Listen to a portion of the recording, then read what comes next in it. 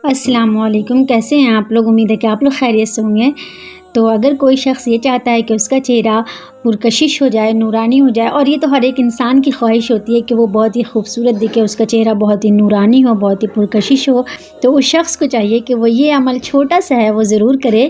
انشاءاللہ اس کا چہرہ بہت ہی نورانی ہو جائے گا اور اس کا چہرہ بہت ہی پرکشش ہو جائے گا۔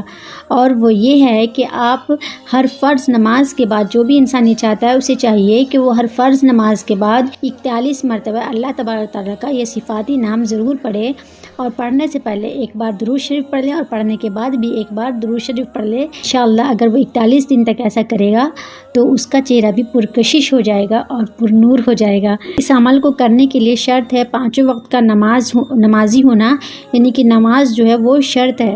آپ ہر حال میں فرض نماز ادا کریں پہلے، اس کے بعد اس عمل کو کریں۔ اور وہ اللہ تعالیٰ کا نام کیا ہے؟ یا مصورو، یا مصورو۔ ویسے اللہ تعالیٰ کے جتنے بھی نام ہیں سب کی بہت زیادہ فضیلت ہے، لیکن ہر نام کی الگ فضیلت ہے، الگ خاصیت ہے۔